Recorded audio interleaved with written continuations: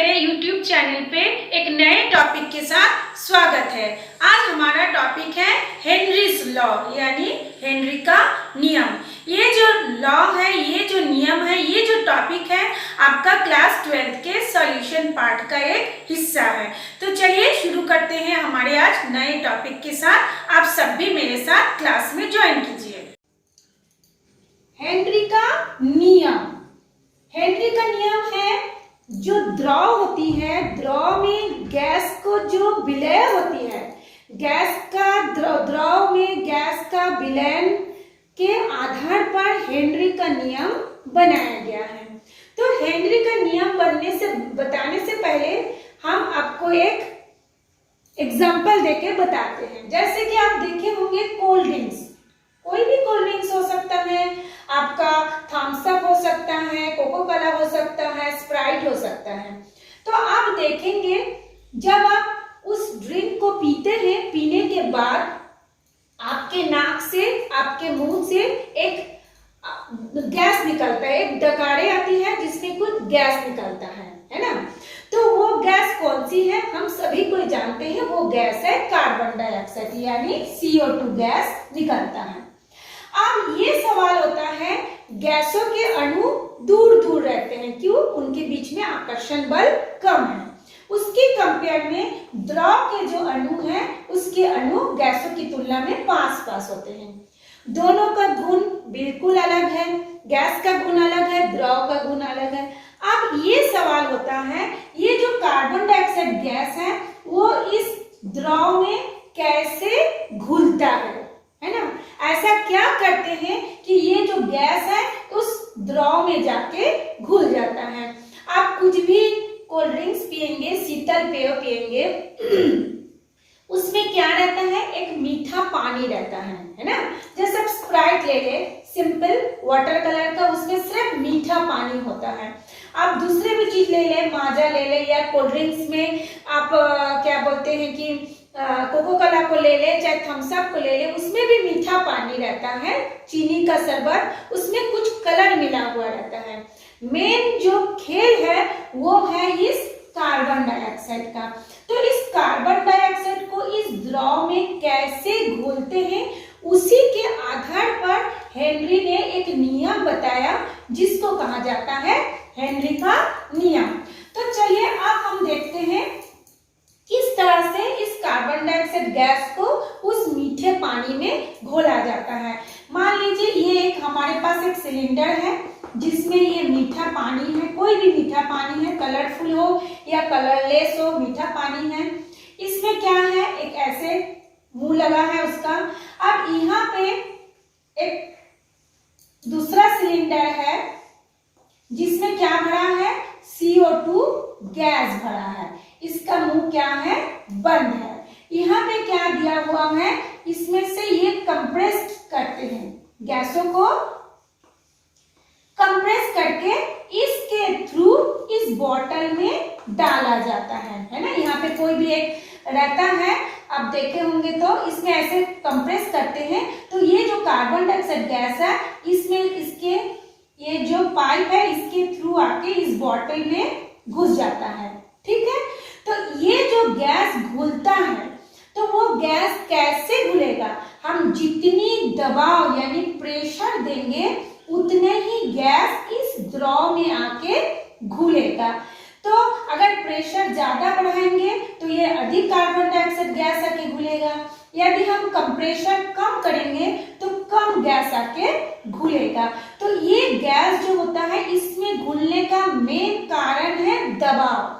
और उसका कब, कैसा दबाव, जब हमारा टेम्परेचर स्थिर हो, कांस्टेंट हो।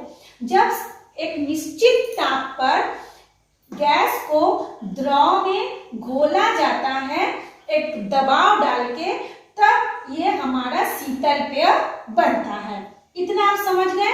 तो चलिए अब हम आपकी जो मेन टॉपिक है उस पर आते हैं। तो उस पर क्या बोलते हैं कि कोई भी एक गैस को जब किसी द्रव में एक निश्चित दाब, स्थिर ताप पर एक निश्चित दाब दिया जाता है तो वो गैस उस द्रव में घुल जाता है। तो हम लोग इसका परिभाषा अपने से भी दे सकते हैं, चाहे आप बुक्स में देखकर भी दे सकते हैं। तो हम बुक्स में देखकर क्या बोलेंगे कि कोई भी गैस जब किसी द्रव में विलय होता है यानी घुलता है, विलय का मतलब क्या होगा, घुलता है, तो उस गैस का जो मात्रा होगा उसकी द्वारा लगाए गए दाब के समान अनुपात में होगा यानी समानुपाती होगा। मान लेते हैं कोई भी गैस का जो मात्रा है वो है m, मान लेते हैं कोई भी गैस, या कार्बन डाइऑक्साइड गैस ही मान लेते हैं, कार्बन डाइऑक्साइड गैस की मात्रा कितना है m। अब ये m किसी भी द्रव में कितना घुलेगा वो समान अनुपाती होगा P, यानी जितना प्रेशर आप डालेंगे उतने ही गैस उस द्रव में घुलेगा। कब, जब आपका T इक्वल टू कांस्टेंट होगा यानी स्थिर होगा। जब तापमान स्थिर होगा तब कोई भी गैस का एक निश्चित मात्रा घुलेगा किसी भी द्रव में, वो किसके समानुपाती होगी, उसकी प्रेशर के यानी उसकी दाब के समानुपाती होगी। अब मान लेते हैं ये m है, गैस की मात्रा है, ये p है, दोनों समानुपाती है यानी समान अनुपात। इसको अगर बढ़ाएंगे तो ये अधिक मात्रा में गैस घुलेगा, यदि प्रेशर को कम करेंगे तो ये गैस की मात्रा कम घुलेगा, है ना। उस दाब के ऊपर निर्भर करेगा कि किसी भी द्रव में कितनी गैस उस द्रव में जाके घुलेगा। अब ये हो गया समानुपाती का साइन। अब हमको क्या करना है, उसको कांस्टेंट करना है, स्थिर करना है। तो अब हम लोग क्या लिखेंगे, m equal to k into p। अब हम आप लोग सब जानते हैं जब इस समानुपाती के चिन्ह को हटाकर एक निश्चित मान को लिया जाता है तब हम इक्वल करके एक कांस्टेंट लगाते हैं, है ना। अब ये कांस्टेंट का मतलब होता है स्थिर अंक, कोई भी एक निश्चित अंक ले लेते हैं और लेके उसको बराबर कर लेते हैं। अब ये जो कांस्टेंट है किसी किसी बुक में देखेंगे लिखा होगा c इंटू p, c को कांस्टेंट मानते हैं, किसी किसी बुक में देखे होंगे k को कांस्टेंट मानते हैं। वो हम लोग के जो इंग्लिश है वो अमेरिकन इंग्लिश अलग होती है, आपका ऑस्ट्रेलियन इंग्लिश अलग होती है और आपका जो ऑक्सफोर्ड इंग्लिश है वो अलग होते हैं। तो जहाँ के जो साइंटिस्ट जिसका निर्माण करते हैं वो उसके लोकेलिटी के हिसाब से कोई k को कांस्टेंट मानते हैं, कोई c को कांस्टेंट मानते हैं। जैसे आप लोग देखे होंगे हम लोग जो इंग्लिश बोलते हैं कलर, कलर को क्या स्पेलिंग बोलते हैं, COLOUR, लेकिन अमेरिकन इंग्लिश में उसका स्पेलिंग COLOR कर देते हैं, है ना। तो वो साइंटिस्ट के हिसाब से वो k मान लेते हैं, आप c मान लेते हैं, चाहे आप k भी मान सकते हैं आप c भी मान सकते हैं, दोनों राइट है, ठीक। अब हम लोगों को यदि k का वैल्यू निकालना है तो आप लोग सब जानते हैं जिसकी वैल्यू निकालना होता है उसको हम लेफ्ट साइड में रख देते हैं, यानी k into p equal to क्या हो जाएगा, m, गैस की मात्रा। अब इसमें k बराबर क्या हो जाएगा, m बटा p, चाहे आप p का भी मान निकाल सकते हैं तो m बटा k हो जाएगा। ये था आपका हेनरी का नियम। अब हम देखते हैं ये जो हेनरी का नियम है ये मोल प्रभाज में कैसे होगा। हम लोग जानते हैं मोल प्रभाज को x से दर्शाते हैं, ठीक है। अब मान लीजिए कोई भी एक गैस है A, तो जब उसका मोल प्रभाज में निकालेंगे तो कैसे लिखेंगे, हम लोग उसको लिखेंगे x A समानुपाती P A, तो x A equal to k into P A। अब यदि अभी k का वैल्यू निकालना चाहे तो इसको आप लेफ्ट में कर दीजिए। अगर आप ज्यादा मतलब निकालते निकालते आपकी आदत हो जाएगी तब आपको लेफ्ट की तरफ लिखने की जरूरत नहीं पड़ता है, आप सीधे उसका वैल्यू लिख सकते हैं। लेकिन जब हम लोग शुरुआत में सीखते हैं तो स्टेप बाय स्टेप सीखते हैं, इसलिए मैं इसको बता रही हूँ k into P A equal to x A, तो k इक्वल टू क्या हो जाएगा, x A बटा P A। तो ये था आपका हेनरी का नियम। तो फिर से मैं आपको एक बार इसका डेफिनेशन बता दे रही हूँ। किसी भी गैस का द्रव में घुलना या द्रव में विलयता उसकी ऊपर लगाए गए दाब के समानुपाती होती है, यानी समान अनुपात में होगा। जितना आप दबाव डालेंगे उतने ही गैस उस द्रव में जाके घुलेगा। यह था आपका हेनरी का नियम। अब हेनरी का नियम में कुछ हम लोग अपने जीवन में कहाँ कहाँ उपयोग करते हैं, चलिए अब हम उसका अनुप्रयोग को देखते हैं। इसका एप्लीकेशन यानी अनुप्रयोग।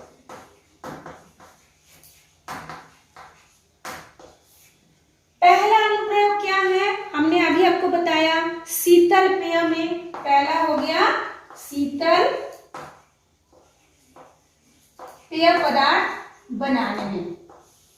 शीतल पेय पदार्थ इसको क्या बोलते हैं, बीवरेज, है ना। कार्बोनेटेड बीवरेज यानी कार्बन डाइऑक्साइड को उसके अंदर डाल के उसको द्रव में घोलते हैं, इसलिए इसको, और वो पीने योग्य है इसलिए इसको बोलते हैं कार्बोनेटेड बीवरेज। तो उसमें क्या होता है देखेंगे, एक बॉटल होता है, बॉटल जो होता है सील पैक रहता है ना, सील पैक रहता है। इसमें क्या करते हैं, ये जो कार्बन डाइऑक्साइड है अधिक दबाव डाल करके इस पानी में उसका घोल देते हैं, ठीक। आंशिक दबाव उसमें डालते हैं ताकि ये इस पर ये कार्बन डाइऑक्साइड क्या है, घुल जाए इसके अंदर। और फिर जब हम देखेंगे उसको हिलाते हैं या मुंह ढक्कन को खोल देते हैं तो देखेंगे ये जो गैस है ये बाहर निकलने लगता है, क्योंकि गैस की प्रकृति होती है उसके अणु दूर दूर होते हैं और वो दूर दूर रहने के कारण इससे बाहर आ जाता है। तो इसको क्या करते हैं, आंशिक दबाव डाल के इस गैस को इसके अंदर घुल जाता है, मतलब घोला जाता है वो, ताकि वो गैस उस द्रव में जाके विलय हो जाए यानी घुल जाए। तो शीतल पेय में कार्बोनेटेड आपका बीवरेज में इसका हेनरी का लॉ का यूज करके हम उसको शीतल पेय बनाने में काम करते हैं। दूसरा हो गया जो आपको एग्जाम में आता है कभी कभी 2 नंबर का क्वेश्चन, कि गोताखोर जो समुद्र के नीचे जाते हैं समुद्र की खोज करने के लिए, समुद्र से कुछ लाने के लिए, उसको कहा जाता है गोताखोर। तो गोताखोर लोग देखे होंगे हमेशा ऑक्सीजन सिलेंडर लेके समुद्र के नीचे जाते हैं। क्यों?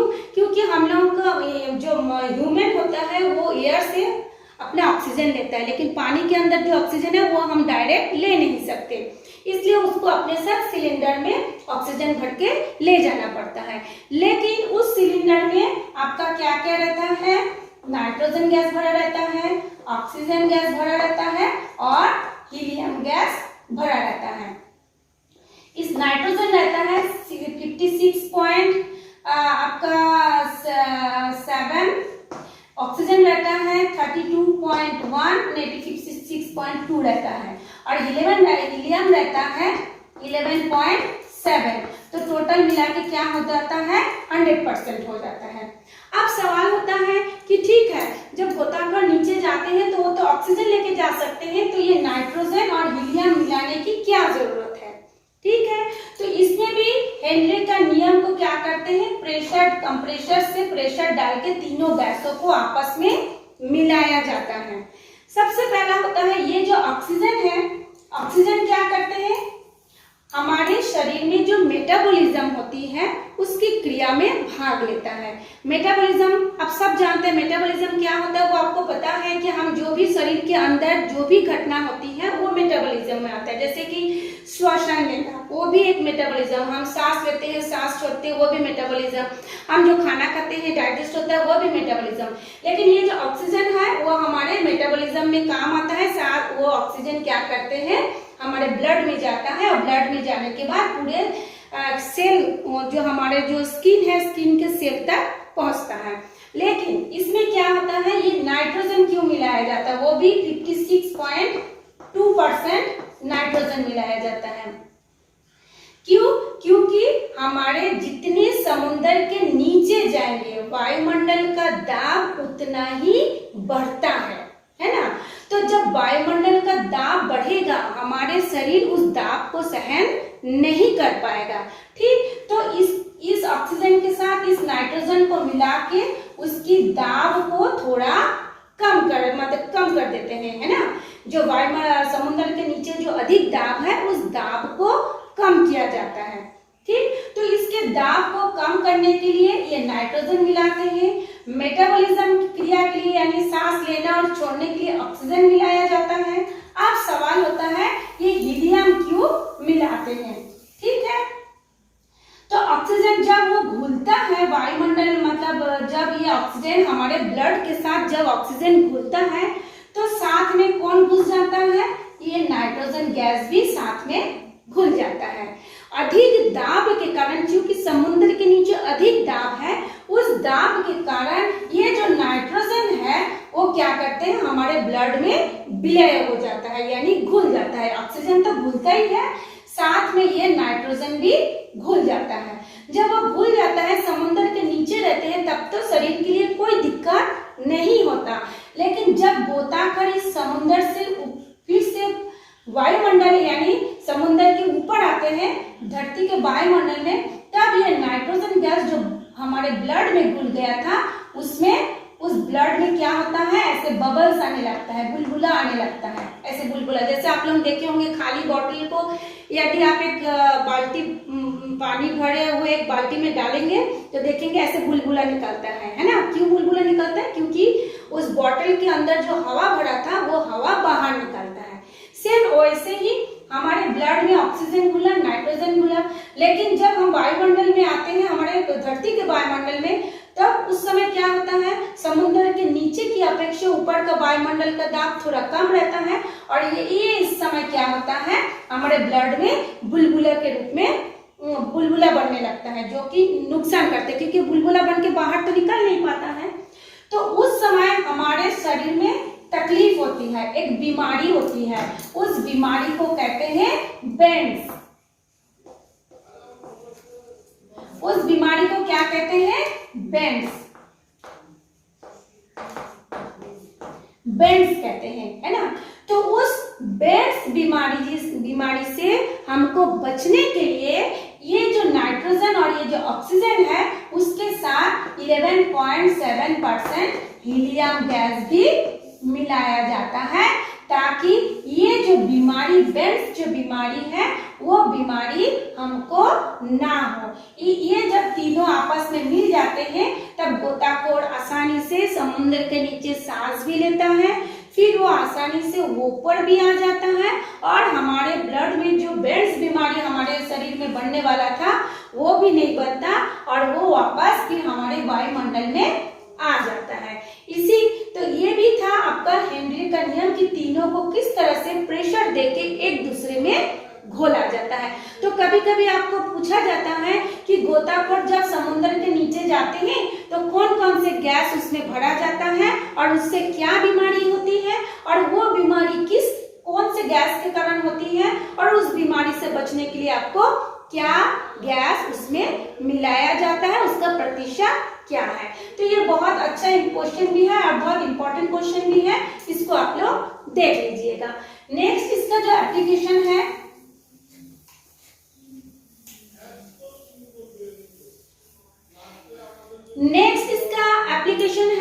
जब कोई भी इंसान हिमालय पर्वत पे चढ़ते हैं तो देखे होंगे वो भी अपने साथ कुछ गैस भर के ले जाते हैं। क्यों? क्योंकि जब हम ऊपर की ओर चढ़ते हैं हमारा वायुमंडल का दाब कम हो जाता है। किसकी तुलना में? हमारे शरीर की तुलना में, है ना। तो जब शरीर की तुलना में वायुमंडल का दाब कम होगा तो हमारे शरीर के अंदर जो ब्लड है, जो प्रेशर है, उसका प्रेशर अधिक रहता है। हमारे ब्लड प्रेशर क्या होता है? अधिक रहता है। किसकी कंपेयर? पर्वत के ऊपर जो वायुमंडल है उसकी तुलना में। तो उस समय हमारे नाक से क्या आने लगता है? खून बहने लगता है। हमारे नाक से, कान से खून बहने लगता है। तो वो जो प्रेशर, वहां के जो प्रेशर में जो कमी होती है उस कमी का हमको सामना ना करना पड़े, इसलिए जो पर्वतारोही है वो अपने साथ ऑक्सीजन का सिलेंडर भर के ले जाते हैं। ये था आप लोगों का एक पढ़ाई। उसके बाद जो नेक्स्ट टॉपिक है, नेक्स्ट टॉपिक मैं आपको बता रही हूँ। हाँ, एक चीज और मैं बताऊं, जैसे जैसे ये ऊपर की ओर चढ़ता है तो जब वो ऊपर की ओर चढ़ता है तो उसमें कारण माने अंदर के ब्लड के प्रेशर में अधिक और ऑक्सीजन के दबाव में यानी वायुमंडल का दाब में कम होने के कारण जो पर्वतारोही है वो कमजोर महसूस करता है ना, और उसकी जो सोचने की क्षमता है वो भी धीरे धीरे कम हो जाते हैं। तो इस जो बीमारी है, इस बीमारी को कहते हैं एनॉक्सिया।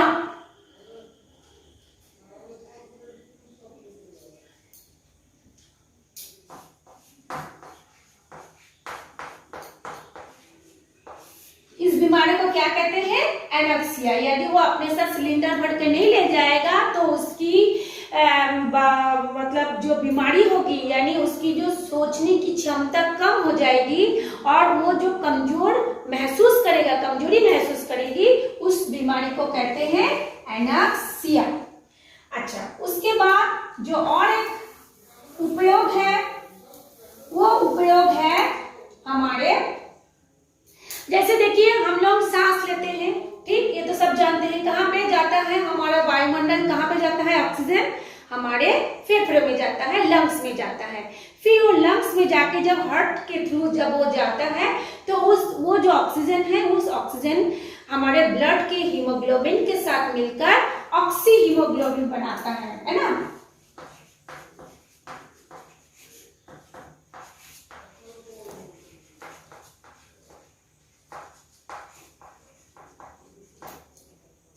ऑक्सी हीमोग्लोबिन बनाता है। आप सांस लिए, ऑक्सीजन गया, ऑक्सीजन ब्लड के साथ मिला, ऑक्सी हीमोग्लोबिन बनाया। लेकिन जब हम नाक से सांस लेते हैं उस समय ऑक्सीजन का प्रेशर यानी वायु का प्रेशर अधिक रहता है, ठीक। लेकिन जब वो ब्लड के हीमोग्लोबिन के साथ मिलकर ऑक्सी हीमोग्लोबिन बनाता है और ऑक्सी हीमोग्लोबिन बनने के बाद जब वो पूरी ऐसे पाइप के थ्रू यानी जो हमारे वेन है या हमारे जो नर्व्स है उसके थ्रू जब हमारे बॉडी के सेल में आता है यानी स्किन के सेल तक आता है, तो स्किन के सेल तक आते आते इसकी जो प्रेशर है, वायु की जो प्रेशर है, वो चलते चलते चलते चलते धीरे धीरे आके एकदम नॉर्मल हो जाता है। कितनी नॉर्मल हो जाता है? जितने कि हमारी बॉडी उसको एक्सेप्ट कर पाए। तो यहाँ पे आते आते उसकी प्रेशर नॉर्मल हो जाता है। फिर ये हमारे जो स्किन है, स्किन के सेल के साथ वो उस कोशिका को काम करने के लिए ऑक्सीजन देता है, ठीक है।